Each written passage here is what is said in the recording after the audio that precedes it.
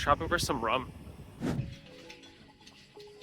So first off, let's start off with what is not really, shouldn't even be considered rum. All of this garbage right here.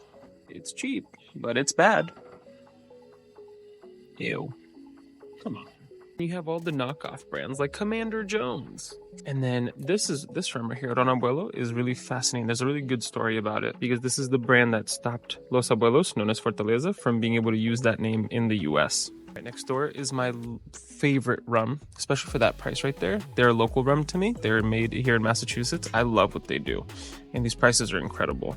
For the white rum, for 26 bucks, this is so good.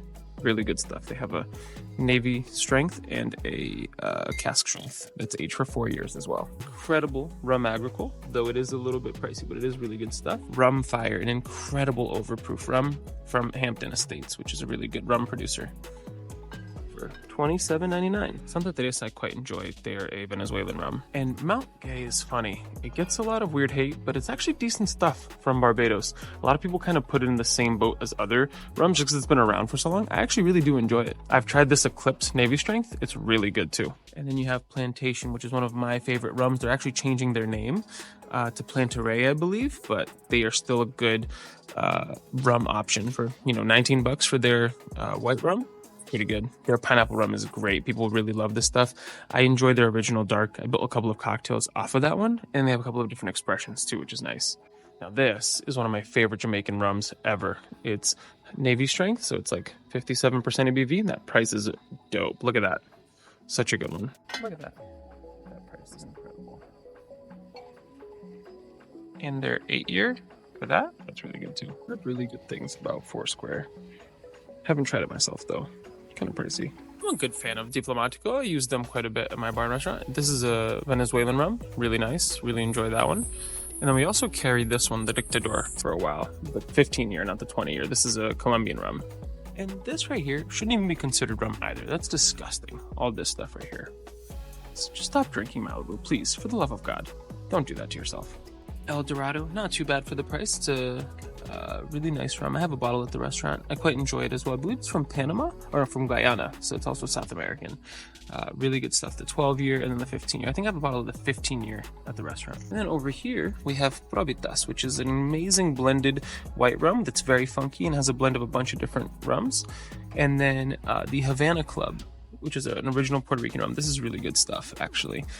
It's got a really interesting history to it, but it's not too bad. It's pretty good stuff. And for the price, it's okay. We're gonna take a bottle of this. Let's talk about it a little bit more, review it, go through the story. So, the Don Abuelo 12-year, their Gran Reserva. It's an añejo rum.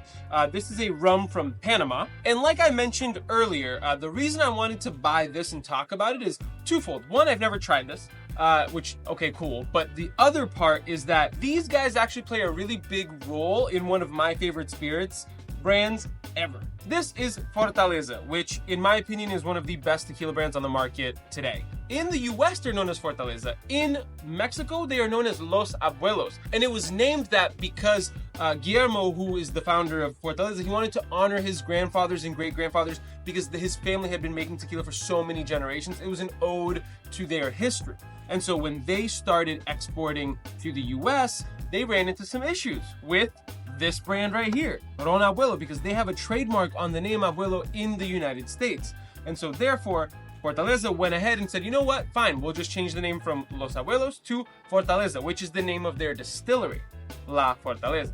What is really funny is that behind every single front label of a Fortaleza bottle, there's the original Los Abuelos seal. I used to have a bottle without the front. I'm not gonna peel this one off because I'm selling this at my restaurant, but trust me, it's there. I've posted other videos about it in the past. You can look for it on my channel, it's there, I promise. And so, because these guys played such a big role, and I was looking through the whole rum aisle, it was the one that caught my eye. First impressions of the box is that it's quite nice. It's slim, it has an interesting branding on the front. It's supposed to look like an old guy, but it's kind of freaky. But yeah. Anyway, let's get to what matters, the actual bottle. Okay, yeah, it's very classy, good-looking-ish bottle. It's decent, it's not too bad. It was a little bit hard in my research to get a lot of information about here. One of the things I wanted to determine was whether or not this was made from freshly pressed sugarcane juice or molasses. There seems to be some conflicting information out there. One information I found said that They believe strongly that it's a molasses-based rum, which is fine. I just wanted to know that in terms of the flavor profile. It was created as a brand from one of the oldest sugarcane mills or sugar mills in all of Panama, and it's been around for over 100 years. So it's an older brand. I'm actually not sure who owns it today. It says that it's still family owned. All right, let's skip all of that. We talked enough. Let's taste this. It's nice and dark in color. Interesting. All right. On the nose, I'm getting some fruity notes, as well as some of that the barrel influence as well. But definitely smells like a rum. Jeez, Louis, expert analysis. It's very sippable, but that scares me a little bit. It does taste a little sweet, on the sweeter side. There's not much burn, which is okay. That's a good thing usually, but it seems like they might be using a good amount of sugar. I don't know for a fact. It seems overly smooth, maybe, if that makes sense. It's still quite tasty. Maybe not as complex as I would hope from something that says it's aged for 12 years. It does have those influences from the barrel, but not my favorite. I think that if I were to put this on a rating scale of like 1 to 10, I might put this at like a 6. It's okay, but I think that for the price, I think there's some other rums that I might want to try before this one, or spend my money on rather than this one. But is it terrible? No, it's not terrible. It's perfectly sippable and enjoyable, but it does seem to rely a little bit on a sweetness to it, which I don't love. You know?